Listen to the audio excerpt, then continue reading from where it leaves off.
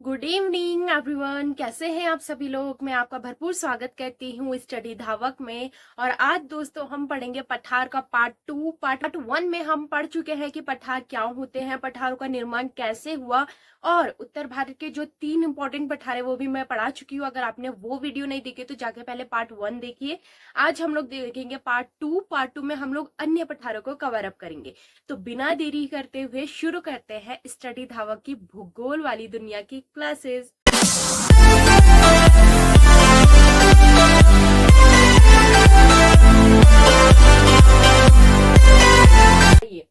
कल हम लोगों ने यहाँ पर जो 3 मुख्य पठार थे वो देख लिए थे, जिन्हें हम लोग केंद्रीय उच्च भूमि सेंट्रल हाईलैंड्स भी कहते हैं। आज हम लोगों को देखना है इस इलाके के पठार। यहाँ पर बहुत फेमस पठार जो मिलते हैं, यहाँ पर एक बहुत फेमस पठार मिलता है, हम उसके बारे में पढ़ेंगे। तो यहाँ पर एक पठार मिलता है जिसे कहा जाता है छोटा नागपुर का पठार। अगर आप लोगों को नाम पता होगा या आपने कभी सुना होगा तो बहुत ज्यादा फेमस है छोटा नागपुर का पठार। ये एक ऐसा क्षेत्र है जो हमारे भारत के लिए सबसे ज्यादा इंपॉर्टेंट क्षेत्र है, क्योंकि छोटा नागपुर के पठार वाले इलाके में इतने ज्यादा मात्रा में खनिज मिलते हैं कि हमारी बड़ी बड़ी इंडस्ट्रीज इसी के हवाले चलती है। आप ऐसा समझ लीजिए, यहाँ सबसे उत्तम किस्म का लोहा मिलता है। तो छोटा नागपुर के पठार को हम लोग भारत का रूर प्रदेश भी कहते हैं। रूर प्रदेश, आखिर ये रूर होता क्या है? देखिए, आपने जर्मनी का नाम तो सुना होगा। जर्मनी कहाँ है? जर्मनी है यूरोप में। यूरोप में जर्मनी एक देश है। जर्मनी में राइन नदी बहती है जो बहुत ज्यादा फेमस, जैसे हमारे भारत में गंगा नदी फेमस है वैसे जर्मनी एक राइन नदी फेमस है। तो राइन नदी के आसपास के इलाके में एक रूर प्रदेश है। जैसे हमारे भारत में छोटा नागपुर प्रदेश है ना, वैसे वहां रूर प्रदेश है। वहां पूरे विश्व का सबसे अधिक खनिज भंडार मिलता है। रूर प्रदेश में विश्व का सबसे अधिक खनिज भंडार मिलता है जर्मनी के रूर में। इसलिए वैसा ही सिमिलर हमारे भारत में कौन सा क्षेत्र है? छोटा नागपुर का पठार। हमारे पूरे भारत में सबसे ज्यादा खनिज पदार्थ कहाँ मिलता है? छोटा नागपुर के पठार में। ठीक है, तो आप इसको लिख लीजिएगा, नोट्स बना लीजिएगा। सबसे ज्यादा मिलते हैं छोटा नागपुर में, और इसको हम लोग क्या कहते हैं? भारत का रूर प्रदेश। भारत का रूर प्रदेश। अब देखते हैं छोटा नागपुर का पठार किन किन इलाकों में आता है। ये वाला इलाका आता है आपके झारखंड, सर्वाधिक मात्रा, सबसे ज्यादा ये इलाका आता है आपका झारखंड प्लस पश्चिम बंगाल। झारखंड पश्चिम बंगाल में इसका ज्यादा इलाका है। उसके अलावा उड़ीसा और छत्तीसगढ़ का इलाका भी इसके अंतर्गत ही आता है। ठीक है, उड़ीसा, छत्तीसगढ़, झारखंड और पश्चिम बंगाल, इन 4 इलाकों में क्या है? छोटा नागपुर का पठार फैला है। इसी के जस्ट ऊपर 2 छोटे छोटे पठार और मिलते हैं। इन्हें कहते हैं हम लोग हजारीबाग का पठार और रांची का पठार। यहीं पर को मिलता है एक हजारीबाग का पठार, हजारीबाग, और इसके मध्य से एक नदी बहती है, बहुत फेमस नदी है, अभी बताऊंगी। हजारीबाग पठार के नीचे मिलता है रांची का पठार, रांची। ठीक है, 2 पठार यहाँ पर मिलते हैं, हजारीबाग का पठार और रांची का पठार। हजारीबाग और रांची को कौन अलग करता है? दामोदर नदी। इस नदी का नाम है दामोदर। आपने नाम सुना होगा, फेमस नदी है उत्तर भारत की। एक और फेमस नदी है ये। ठीक है, दामोदर नदी। तो क्या एक और चीज यहाँ पर फैक्ट है, दामोदर नदी जो, ये मैं अभी आपको नदियों में भी बताऊंगी, लेकिन एक बार सुन लीजिए। दामोदर नदी ऐसी नदी है जो भ्रंश घाटी में बहती है। भ्रंश घाटी क्या होती है? भ्रंश घाटी का मतलब होता है ना, 2 तरफ से पहाड़ और मध्य में जो नदी बहती है उसे भ्रंश घाटी कहते हैं। फॉर एग्जाम्पल लाइक दिस, और यहाँ से कोई नदी बहे तो इसे कहते हैं भ्रंश घाटी। ठीक है, 2 तरफ से ऊंचे ऊंचे पहाड़ और बीच में जो नदी बहती है उसे कहते हैं भ्रंश घाटी। ठीक है, जो दामोदर नदी भ्रंश घाटी में बहने वाली एक नदी है। हमारे भारत में बहुत कम नदियां हैं जो भ्रंश घाटी से बहती है, एक तो दामोदर है, बाकी आप लोग नदियों वाले पार्ट में जरूर पढ़ेंगे। ठीक है, इतना आप समझ गए। यहाँ पे हजारीबाग का पठार, फिर दामोदर नदी, फिर रांची का पठार। हजारीबाग और रांची को कौन अलग कर रहा है? दामोदर। फिर आता है छोटा नागपुर का पठार, वेरी वेरी इंपॉर्टेंट, रूर प्रदेश कहते हैं, क्योंकि यहाँ सबसे ज्यादा क्या मिलता है? लोहा मिलता है, कोयला मिलता है, यूरेनियम, थोरियम, और उसके अलावा जो इंपॉर्टेंट हमारे धातु हैं वो सारे कहाँ मिलते हैं? इन इलाकों में मिलते हैं। अब नेक्स्ट पठार देखते हैं कहाँ पर है। तो चलिए अब आते हैं हम लोग हमारे देश के सबसे बड़े पठार में, जिसे कहा जाता है दक्कन का पठार। देखिए, ये रहा यहाँ पर दक्कन का पठार। चलिए, सबसे दक्कन का पठार हमारे देश का सबसे बड़ा पठार है और फेमस पठार है। सबसे बड़ा पठार हमारे देश का कौन सा है? दक्कन का पठार। सबसे पहले देखते हैं इसकी खासियत क्या है। इसकी कुछ सीमाएं देख लेते हैं। यहाँ पर से ऊपर उत्तर भारत में इसकी सीमा बनाती है सतपुड़ा की पहाड़ियां। यहाँ पर मिलती है सतपुड़ा की पहाड़ियां, इसके बारे में पढ़ाएंगे, आप बिल्कुल टेंशन मत लीजिए। इस साइड मिलते हैं पश्चिमी घाट, इन्हें कहते हैं हम पश्चिमी घाट। और इस साइड होते हैं पूर्वी घाट, पूर्वी घाट, और दक्षिण में इसकी मिलती है नीलगिरी की पहाड़ियां, दक्षिण में है इसकी नीलगिरी, ये इसकी सीमाएं बनाती है। उत्तर में सतपुड़ा, पश्चिम में पश्चिमी घाट, पूर्व में पूर्वी घाट और दक्षिण में नीलगिरी की पहाड़ियां इसकी क्या बनाती है, सीमाएं बनाती है। दक्षिणी सॉरी जो दक्कन का पठार है ना, ये तमिलनाडु, तेलंगाना, कर्नाटक, केरला, इन इलाकों में मिलता है। ये फेमस है टिन के लिए, टिन के लिए, सोने के लिए, सोने के भंडार यहाँ पे बहुत ज्यादा मिलते हैं, सोना चांदी टिन यहाँ पे बहुत बड़ी मात्रा में मिलते हैं, तो ये इन चीजों के लिए फेमस है। और उसके अलावा यहाँ पे थोरियम भी मिलता है, थोरियम के आज वर्तमान में बहुत ज्यादा इंपॉर्टेंस बढ़ गया है। थोरियम और यूरेनियम क्या होता है, थोरियम और यूरेनियम ना एक प्रकार के परमाणु है, इनका यूज किया जाता है रिएक्टर्स बनाने के लिए, परमाणु रिएक्टर बनाने के लिए। परमाणु रिएक्टर क्या होता है, परमाणु बम का नाम तो आपने सुना ही होगा, परमाणु बम, उसी तरह परमाणु रिएक्टर होते हैं, इनका यूज किया जाता है बिजली बनाने में, एनर्जी बनाने में, ठीक है। तो इससे परमाणु रिएक्टर्स बनाते हैं, फिर उससे हम लोग क्या बना सकते हैं, बिजली बना सकते हैं। तो थोरियम कहाँ मिलाता है, इन इलाकों में। आपको मैंने बताया था कि सबसे पहले जब हमारा भारत यूरेनियन हॉटस्पॉट से गुजर रहा था, तो उस टाइम में क्या हुआ था, सबसे ज्यादा ज्वालामुखी फटा था, तो उसके अंदर से जो भी मैग्मा निकला, मैग्मा निकलकर ठंडा हो गया था, ठंडा होने के बाद जमकर पठार बन गया था। तो ये पठार उसका एग्जाम्पल है, मतलब यही है वो जो पठार बने थे। इस पठार में क्या मिलता है, सर्वाधिक बेसाल्ट मिलता है। क्या मिलता है, बेसाल्ट। किससे बना है ये, बेसाल्ट। हर वो इलाका बेसाल्ट से मिला हुआ बनेगा जो इलाके में ज्वालामुखी उद्वेलन हुआ हो, जो इलाका ज्वालामुखी उद्वेलन से बना हो, उस हर इलाके में क्या कौन सी चट्टानें मिलती है, बेसाल्ट की चट्टानें, नंबर 1। नंबर 2, जहां बेसाल्ट की चट्टानें होंगी या जहां ज्वालामुखी उद्वेलन हुआ होगा, वहां हमेशा मिलती है काली मिट्टी। नंबर 2 क्या मिलती है, काली मिट्टी। और काली मिट्टी में सबसे ज्यादा क्या होता है, ये मैं बता चुकी हूँ। काली मिट्टी में होता है सबसे ज्यादा कपास, कपास सबसे ज्यादा होता है।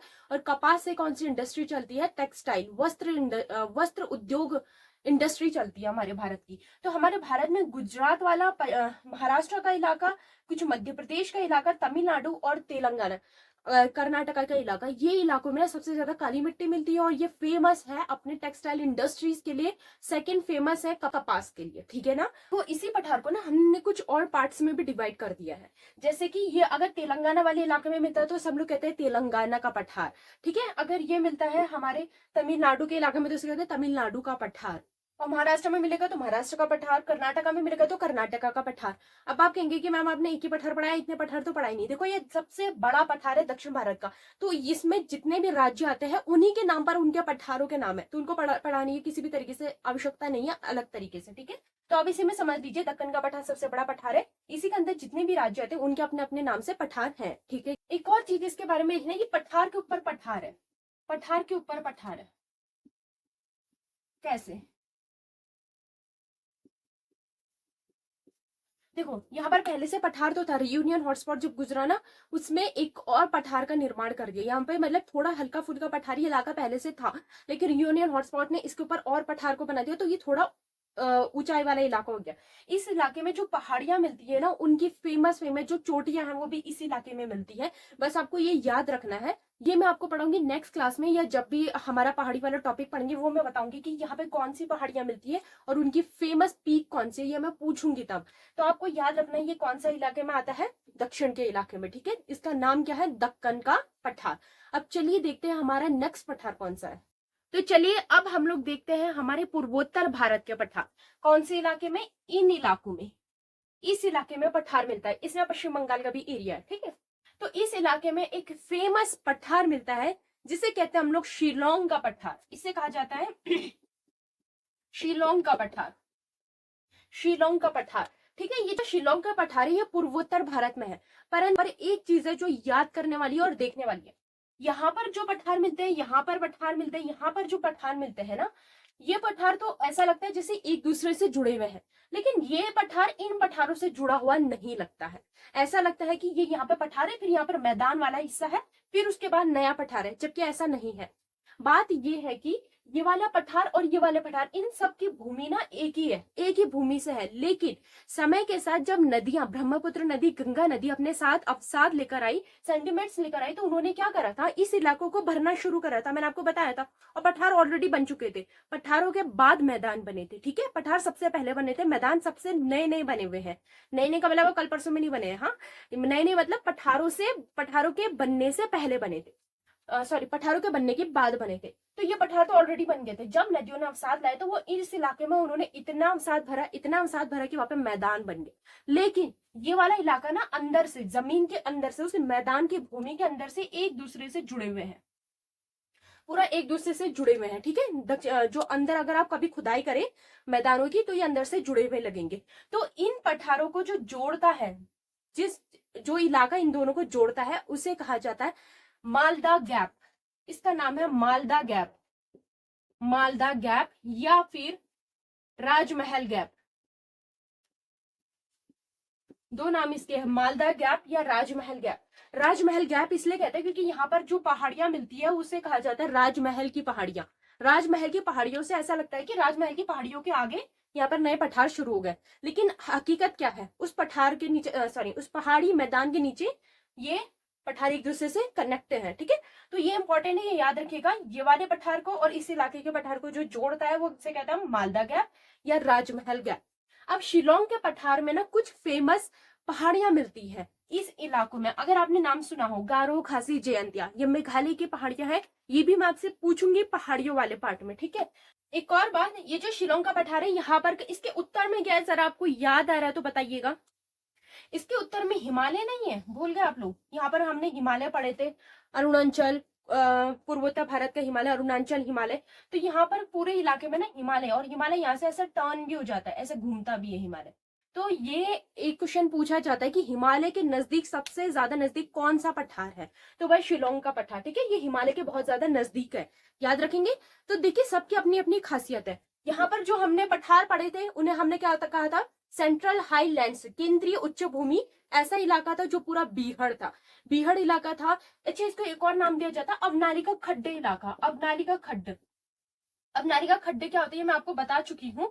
ऐसा इलाका जो दो ओर से तो पूरे ऊंचे ऊंचे है, लेकिन बीच में ऐसी भूमि है, मतलब बहुत ही संकरा मार्ग है, उसे कहते हैं अवनालिका। अवनालिका का मतलब जैसा आपने देखा होगा, अगर आप एक मिट्टी में पानी बहा दे, 2-3 बाल्टी पानी बहा दे, लेकिन थोड़े समय के बाद ना वो पानी एक साथ फ्लो नहीं होगा, वो अपना अपना रास्ता निकालेगा, ऐसे पतला पतला रास्ता निकाल के जाता है। कभी आपने देखा हो, जैसे आपने ये पानी फेंका, ठीक है, ये पानी फेंका, लेकिन मिट्टी होने की वजह से क्या होता है ना, बाद में उसमें ऐसे ऐसे बहता है वो, कोई इस साइड जाएगा, कोई पानी यहाँ जाएगा, कोई यहाँ जाएगा, कोई यहाँ जाएगा। तो वो मिट्टी जो होती है ना, ये किनारे किनारे में मिट्टी, इसे कहते हैं अवनालिका।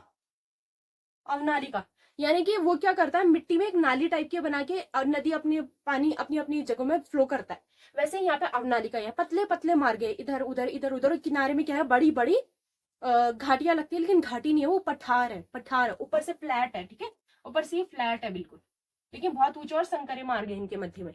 आगे समझ में, तो ये अवनाली का खड्डे वाला इलाका है। नंबर 1 इसकी ये खासियत है। और यहाँ पे किस चीज की सबसे ज्यादा खेती की जाती है, कमेंट में बताओ। फिर यहाँ पर जो इलाका मिलता है वो क्यों फेमस है, भारत का रूर प्रदेश है, सबसे अधिक खनिज मिलता है, सबसे बड़ा खनिज भंडार हमारे भारत में इसी इलाके में मिलता है। थर्ड, ये क्यों फेमस है, भारत का सबसे बड़ा पठार है इसलिए फेमस है। ये क्यों फेमस है, हिमालय के सबसे नजदीक है। सेकंड, पठार से अलग है, मतलब इसकी भी एक खासियत है कि पठार से अलग है, लेकिन फिर भी पठार से अलग नहीं है। पठार से अलग नजर आता है, लेकिन उसके बाद भी पठार से अलग नहीं है। ठीक है, तो ये है हमारे भारत के फेमस फेमस पठार। यहीं पर हमारा पठार वाला सेशन भी होता है कंप्लीट। पठार कैसे होते हैं, इनकी खासियत क्या है, ये मैं ऑलरेडी सब आपको पढ़ा चुकी हूँ। पठार कैसे बनते हैं ये भी मैं बता चुकी हूँ। आप लोग एक बार वीडियोस देख लेगा और दिमाग में ना थोड़ा याद रखिएगा कि उत्तर से कौन सा पठार आता है, फिर कौन सा आता है, फिर कौन सा आता है, फिर कौन सा आता है। अच्छा, एक और यहाँ पर पठार आता है जिसका मैंने नाम नहीं बताया है।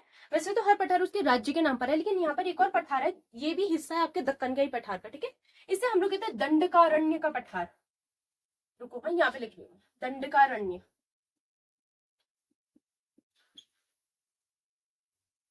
इस वाले इलाके में जो पठार मिलता है उसे हम लोग कहते हैं दंडकारण्य पठार।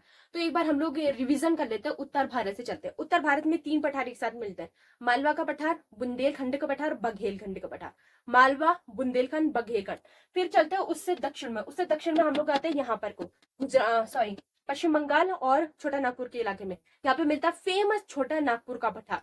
छोटा नागपुर के पठार के ऊपर ही कौन सा मिलता है, रांची का पठार। रांची के ऊपर एक नदी बहती है दामोदर, दामोदर के उत्तर में यस हजारीबाग का पठार। या आप ऐसे याद कर लो, हजारीबाग का पठार, दामोदर नदी, रांची का पठार, नीचे छोटा नागपुर का पठार।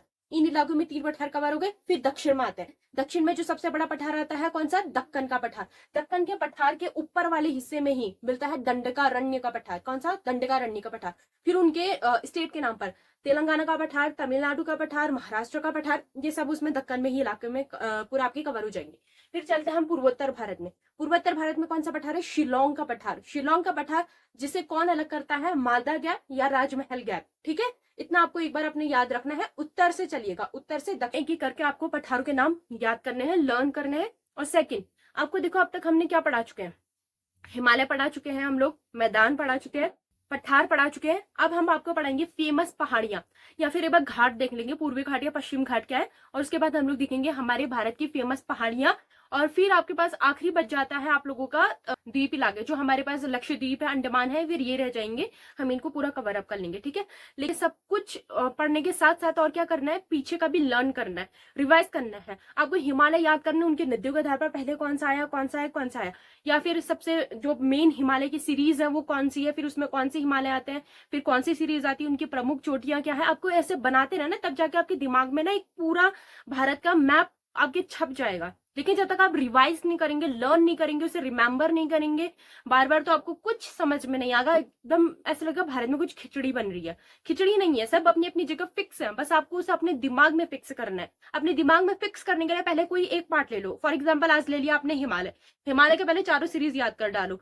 सबसे पहले आता है ट्रांस, महान, लघु, शिवालिक, ऐसे करके चारों को पार्ट अपने दिमाग में बैठा लो कि हमारे हिमालय के 4 पार्ट है। फिर सबसे पहले पार्ट की खासियत, उसमें कौन कौन सी पहाड़ियां मिलती हैं, सॉरी कौन कौन सी सीरीज मिलती है, सीरीज में सबसे ऊंचा पर्वत कौन सा है।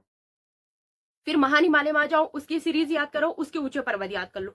फिर लघु में आओ, उसकी खासियत देखो, फिर शिवालिक की खासियत कंप्लीट। फिर उसके बाद हिमालय के देखो उनकी नदियों के आधार पर, इस नदी के बीच में कौन सा हिमालय है, इस नदी के बीच में कौन सा हिमालय है, ये सब देख लो। फिर हिमालय की खासियत देख लो, हिमालय तुम्हारा कंप्लीट। फिर आओ नेक्स्ट वाले पार्ट में। नेक्स्ट क्या आता है? फिर आता है मैदान, क्योंकि हिमालय से ही मैदान बने, तो आप मैदान में आओ। लेकिन अगर आपको पूरे ऑल अराउंड भारत में पूछा जाए सबसे पहले क्या बना पठार, मैदान और हिमालय में, तो सबसे पहले आपके बने हैं पठार। सबसे पहले पठार, क्योंकि पठार तभी बन के थे जब वो रीयूनियन हॉटस्पॉट से गुजर रहा था। और हिमालय मैदान कब बने हैं? जब ये एशियन प्लेट से टकराई थी, जब ये सॉरी हाँ, जब ये एशियन प्लेट से टकराई थी, उसके बाद हिमालय बने, हिमालय के बाद मैदान बना। ये तो खैर आपको याद आराम से ही हो जाएगा कि पहले हिमालय बने फिर मैदान बना, क्योंकि हिमालय से ही मैदान बने। हिमालय की नदियों ने ही क्या करा है? इरोजन करा है, और अवसादों से, सेंडिमेंट से क्या भर दिए थे? मैदान। तो सबसे पहले पठार बने रियूनियन हॉटस्पॉट से गुजरते टाइम पर ही, फिर हमारे हिमालय, और लास्ट में हमारे बने मैदान। लेकिन अगर हम आकार के आधार पर कहें, आकार के आधार पर यानी सबसे बड़ा क्या है और सबसे छोटा क्या है, सबसे बड़ा इलाका हमारे भारत में आज मैदान का इलाका है। जो सबसे नया है, सबसे लास्ट में बना, उसी का सबसे बड़ा इलाका आता है नंबर 1। नंबर 2 में आता है पठारी इलाका, और नंबर 3 में आता है हिमालय का इलाका, और फिर लास्ट में पहाड़ियों का इलाका, जो हम पहाड़ी हम लोग देखेंगे। तो यहीं पे मैं अपना करती हूँ सेशन एंड। अगर आपको क्लास पसंद आई है तो आपको क्या करना है? सब्सक्राइब करना है और लाइक भी कर दीजिएगा प्लीज, इतनी सी हमारी रिक्वेस्ट है, और इसे ज्यादा से ज्यादा शेयर कीजिए। तो मिलते हैं नेक्स्ट वीडियो में, बाय बाय।